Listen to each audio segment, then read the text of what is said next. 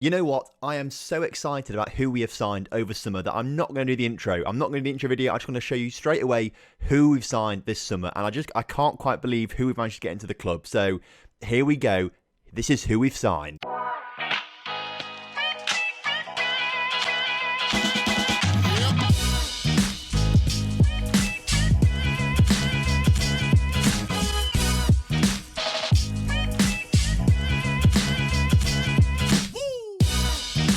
Hello and welcome back to Hop to the Top. Hope you're all doing well today. I hope you can survive another 20 seconds or so before finding out who we have signed. If you've seen the thumbnail already, you've probably got quite a good indication as to who we have signed. They are old, but they're still gold in my opinion. And I'm pretty impressed that we managed to get both of these players into the club on free transfers as well. So the first of these two massive world-class players that we have signed is Granit Xhaka. He's coming to the club on a free transfer. He's very expensive because he's on £40,000 per week. It's a lot of money, but for a player of his age, his quality, his ability, I think he really is worth every penny. I think he's going to be a great player for us this season. So welcome to Granit Xhaka to the club. Now, if anything, we might be underutilising him because predominantly he'll be our box-to-box midfielder this season when really he doesn't technically want to be a box-to-box midfielder much. But when you look at his attributes, he's pretty good at it. I think he can settle in that role pretty well. In this particular save, he's been around a little bit. Was at Arsenal, obviously, but then moved to Zenit on loan before going to Celtic for £15 million, and then has obviously just come to us after that, so that's pretty exciting. The next free transfer we have brought in, though, is a 33-year-old James Rodriguez, which is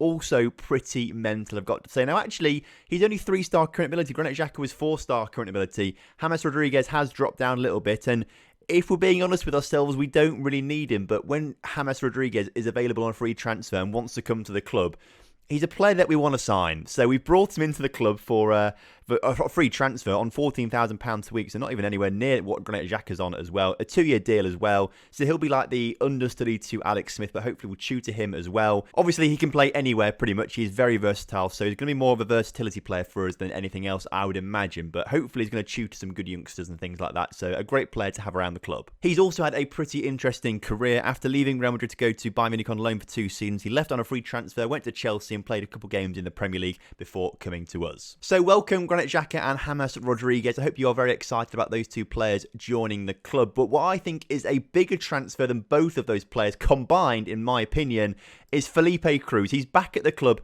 once again. We are having to pay all his wages this time. So he is being paid £27,000 a week by Grasshoppers. But we can afford it this season because we got given a massive boost to our budget, essentially. So that's pretty good going.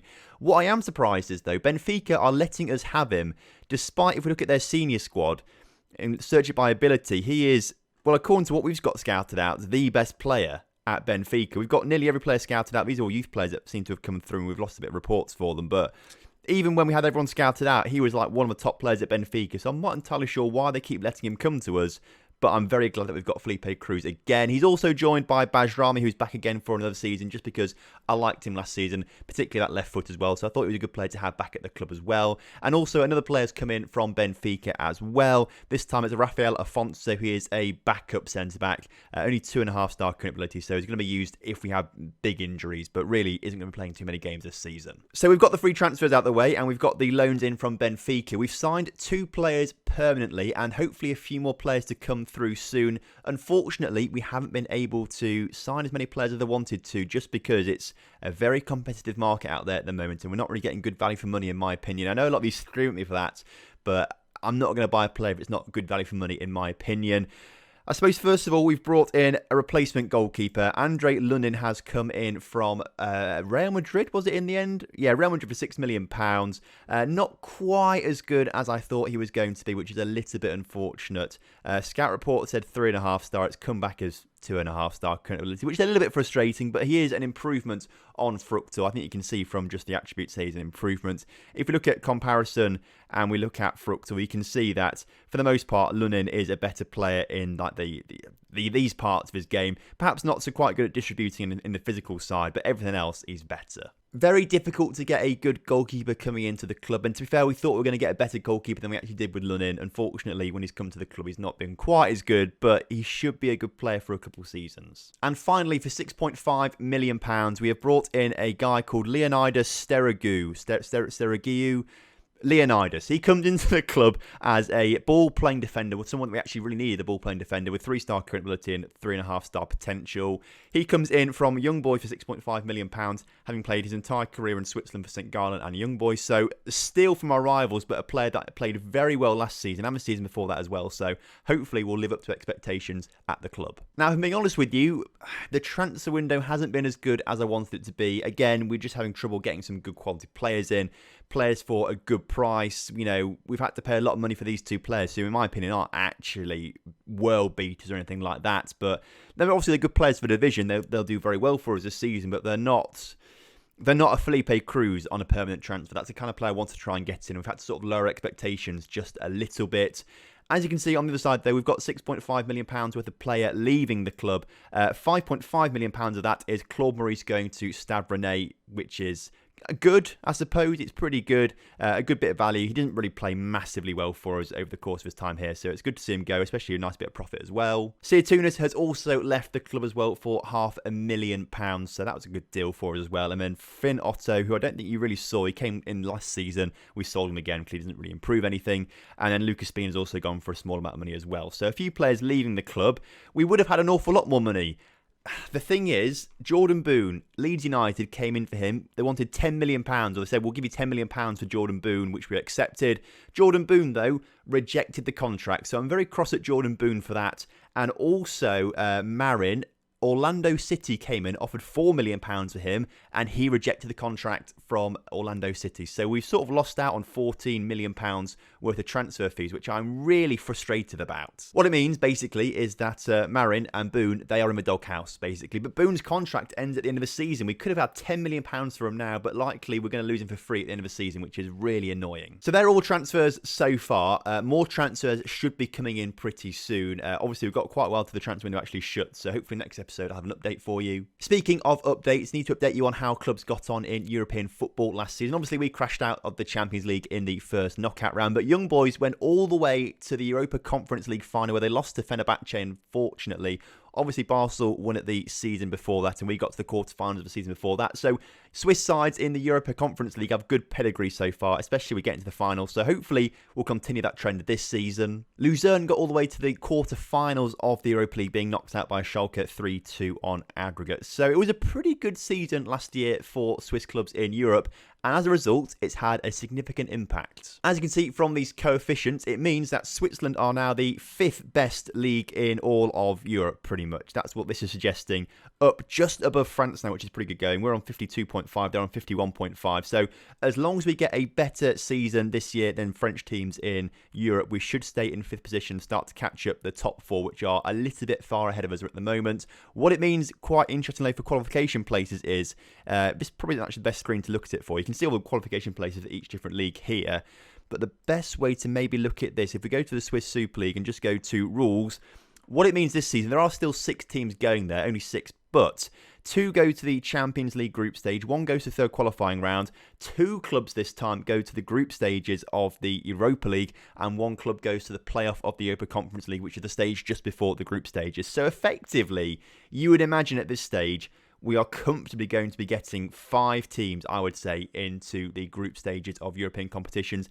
And as long as you get a kind Champions League draw, hopefully a 3rd team in the Champions League as well. So fingers crossed, we get 6 out of 6 teams in the group stages this season. So as you can tell, it's going pretty well in Europe for us as we try and make our way to become the best league in all of Europe. That's the plan, obviously, and it's going pretty well at the moment. So we need to have another good season to keep that going. Now, in today's episode, we are taking on Lausanne in the league. They've just been promoted back to the Super League again, but we've already played 1 league game and we beat Thun 3-1 with Harvey Elliott and Schneider getting a brace in that game. So that was all pretty good going for us in that first game of the season. But I thought I'd show you the Lausanne game today just because you've not seen Lausanne for a while, and I've actually learned how to pronounce the name, I think, properly. Before we get into that game, just want to say a big shout out and a thank you to the latest Patreons to the Tom FM channel. I've got my notepad here just to remember the names. So Sam Shelton, thank you very much. Paul Bancroft Turner, thank you very much. And Toby, thank you. All massive lads, thank you ever so much. And whilst on the topic of the Patreon, a couple of you have also claimed some players from the latest youth intake. So Noah Pelotti, who is the really, really talented right winger on that right-hand side, obviously, because of right winger. Noah Pelotti, you have been claimed. So your brand new name is going to be Billy Schmitz, if I can type properly. Billy Schmitz. And of course, also coming through last season was the very talented Loreto Giusti, who looks pretty good. And thankfully, someone has decided to rename him because I was struggling with that surname. I was really struggling. So thank you very much, Sam, for choosing this regen because you've really saved me a lot. So Sam Shelton, thank you. You are now Sam Shelton, I suppose, not Giusti, you're Shelton. Of course, there are still plenty of players to claim. Of course, you might want to wait until a future intake coming through to get some better regens come through. But still plenty of players to claim if you want one of these particular players from the under 18s or the under 21 squad. So finally, we are at the Lausanne game, and we've had to talk about quite a bit. Transfers, updates to the European coefficient, the Patreon, but we are now finally here at the Lausanne game. And Lunin is going to be starting in goal for us today, the brand new goalkeeper. So hopefully he keeps a clean sheet, which would be great. The back line is looking a bit different. We've got Gauther at left back. Bajrami retains his place from last season, but Sterigu is in the ball-playing defender role, which I think is really good. We needed a proper ball-playing defender, and Sterigu is one of those. And then Breton is at right back today. You might forget Breton, but we signed him not long ago for how much we signed him for? 700k from Nimes. His potential has just gone downhill massively since then. But he's playing right back today because, where is he? Felipe Cruz is currently playing for the Portugal under-23s in the Olympics. So he's going to be at the Olympics for quite a while, which means that we've got the only other right back we've got right now is a 1.5-star current ability right back. It's not great, it's not ideal, but hopefully Felipe Cruz will come back soon and be really good. The midfield is looking pretty beefy with Granit Xhaka and Schneider there as well, looking pretty good, so I'm very happy with that midfield.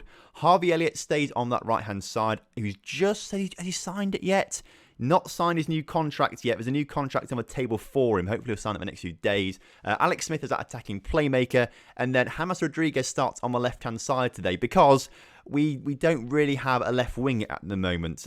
Where is he? Where's Tim Wright? Obviously got injured right at the end of last season and has literally just come back from another injury. He just keeps getting injured, so he's had no pre-season time at all. So James Rodriguez has started on the left-hand side, but we should be having another left winger coming in soon. Fingers crossed. Leading the line today is Matthew Bottles. He is leading the line, and only Coley backing him up this season because we didn't get Molnar again, and we need to probably sign a new striker as well. So that's also another player that I want to bring in. So business is going to be busy, I think, for the rest of the transfer window. Anyway, kickoff is upon us today, and I am pretty excited about this one. Obviously, we beat Toon in the first game of the season, but we want to try and keep this winning run going. We want to start the season off really strongly, and hopefully a win here today against newly promoted Lausanne will be the way to do it. Unfortunately, they won their first game of the season, so they are also high on confidence, wanting to get a win here today to prove themselves in this division. Harvey Elliott can't get his cross into the middle, but only goes as far as Gauth, who plays it back to Schneider. Alex Smith into Bottles. Bottles, who I want to be a new man this season. He's had a season under his belt. Build your confidence and start scoring some goals this season. As he can't quite get on the end of the ball, Schneider ends up putting it just wide of the post, but a good opening move for us. James Rodriguez on the ball then, our number 8 this season. Plays it inside to Granit Xhaka, gets it out to Breton, the temporary right back, who looks to put it in the middle. James Rodriguez there can't quite get on the end of the ball, but Granit Xhaka, being solid, collects the ball. Unfortunately, his ball forward wasn't brilliant, and Lausanne are now wanting to try and build out from the back. Can Harvey Elliott get the ball? He wins the tackle. Harvey Elliott coming forward into Schneider. Schneider, can he get it into someone else? James Rodriguez shoots from distance, and what technique that was, because that really curled. And James Rodriguez gets his first goal for Grasshoppers, which is really, really incredible there. Let's watch the replay as Schneider gets it in towards James Rodriguez, who seems to have yellow and red boots on. And he just first time hits it with his left foot. You can't really see the curl there, but it did curl massively, I think, on the 2D screen. And what a goal. So let me know what you think of Granit Xhaka and James Rodriguez signing for the club. Do you approve? Because I think they're great signings. I think they're the best signings that we actually made, to be fair, apart from Cruz when he gets back from the Olympics. But I think they're pretty decent signings, especially Granit Xhaka. Lausanne almost coming forward and scoring. Lunin, who I'm still a bit on the jury about, just because I was just gutted when he came in and wasn't as good as what the scouts said he was going to be. I felt like I've let you guys down a little bit there because I said we're going to get a new keeper and it's going to be better. And I looked for a long time for keepers, and you know, a good keeper is costing you a lot of money. And when I say a lot of money, we didn't have enough transfer budget to bring in a keeper of good enough quality, and I thought this guy looked like good value because he was 3.5-star current ability, relatively cheap at £6 million. Contract wasn't too bad at, it's like £38 million. £38 million a week? No, £38,000 a week, as Matthew Bottles gets his first goal of the season. Beautiful stuff there from him. But as I was saying about Lunin, yeah, he just looked like good value, and obviously it was a little bit too good to be true because he wasn't as good as what the scouts said he was, which was quite frustrating. So we might have another season of a terrible keeper, maybe. We'll work out how it sort of happens, and we might try to sell him next time. I don't know. We'll work it out with the keepers at some point. He is an improvement, though. He is an improvement on Fructal, albeit maybe not as big as we wanted. We're looking for a third goal, though, as the ball was put in the middle, cleared, though, and actually it's Lausanne looking for their first goal of the game as they come on a bit of a counter-attack. The ball into the middle isn't brilliant. Bajrami gets rid of it, and Alex Smith gets it out to Gauther, who puts it up towards James Rodriguez, who puts a great ball across to Harvey Elliott. What good vision that was, as Elliott cuts inside, looking to take the shot, plays it to Alex Smith, Schneider to Alex Smith. Come on, lads, let's just work this forward ever so slightly, a little bit more, as it gets it out towards Gauther, who can put the cross in the middle, surely. No, he loses it, which is not ideal, as their number 16 races forward down the right-hand side of their pitch, and he looks just unopposed. Why is no one stopping him as Xhaka finally gets in there to clear it? So we're going to make some changes out there just to try and keep things a little bit fresher. Granit Xhaka on a yellow card. We just want to swap him out for Marin to give Marin some game time and try and put him in the shop window a little bit to try and get someone else to come in and buy him for £4 million again. If I'm honest with you, actually, Gauther's looking complacent. We'll put Boone on for him. If someone please comes and bids, I mean, I'll take £5 million for Boone at this stage because, I mean, £10 million was incredible. I was so cross when he turned down that contract because that was £10 million that we could have really used. The thing is, Boone's not going to play this season, really. He's not going to play. What's happened now, though, is that he's going to have to sit on the subs bench all season, get cross about that, and it's going to be just a bit of a drain, really. So it's not going to be great for the dressing room, that more than anything else, I'd imagine. And we've got a corner as the shot was saved originally. James Rodriguez put the corner in. Bottles gets his head on it, but puts it just wide. And looking at the clock, I think that's probably going to be time for the whole game there. We've got one final highlight. If we can grab a third goal, that would just be brilliant, as Boone loses possession with Marin, so they should both leave the club and, you know, try and make us some money. Please, lads, just go. I don't want you here anymore, as they put the ball just over the bar, and surely now that is going to be full time. So 2-0 over our old rivals from Season 1. Obviously, it's great to be beating Lausanne so convincingly after, you know, at one point we were worse than them. So not too long to wait for next episode, because next episode is going to be the Zurich game. And I know you're thinking, Tom, we've had quite a few Zurich games and episodes recently. The only reason we're doing the Zurich game is because just before it is the Champions League group stage draw, and just after it is the first Champions League group stage game. So I thought it might just make sense to do it like that, rather than do like Lausanne, group stage draw, Zurich, and then wait a while. Let's just get straight into the Champions League this season, episode 2 of season 6 now, which is mental. But either way, that's coming up next episode, so look forward to that one. I'm looking forward to it, and hopefully we'll have a kinder group than we did last season, but then again, we did win the group last season, so it was pretty kind to us. I don't know. Either way, thank you very much for watching today's episode. I hope you have enjoyed it, and if you have done, please do drop a like on the video and subscribe to the channel if you're new around here, and I'll see you next time. Have a good one. Goodbye.